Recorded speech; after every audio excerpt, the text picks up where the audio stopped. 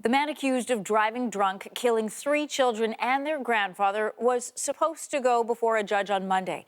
But Marco Muzzo's case has now been put off until November, and he remains behind bars.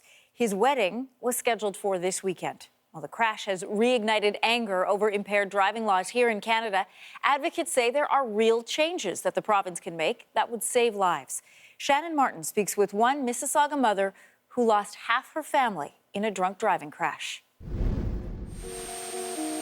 Today, a man appeared in court charged with impaired driving. 60-year-old Artie Vyas died in hospital. Her bones shattered all down her side. In another alleged drunk driving case, a Scarborough woman studying at Western died on Saturday. That pain that you have you feel in your bones, in your every cell in your body. All her family photos long taken down. But after so many young lives lost in the last few weeks, Antonette Wijeratne wants us to see them. Her grief, now a backseat to anger. Yeah, I think it is time for the authorities to take action. They were just minutes from home, returning from a trip to Florida. A moment she and her son Brian, who by some miracle wasn't in the car that night, were forced to relive over and over in court. We have to listen to all his lies. It was so painful because this case is a very obvious case. He came a wrong way and he killed my family. Months of testimony and evidence. Sebastian Proza had twice the legal limit. Last week, he was sentenced to 5 years in prison. How often has a life sentence been enforced for drunk driving? Once since 2000. A stunning statistic that reignites public outrage every time there's another tragedy.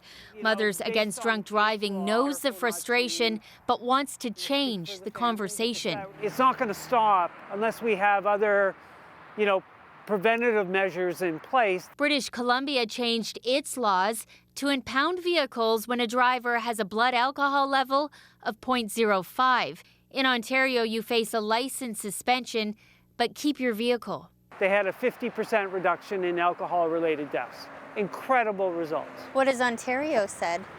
Well, up to now, they haven't had it for consideration, and, now I hope it's top of mind. Wijeratne, still unable to work, finds herself consumed by the news. Other families shattered by drunk driving.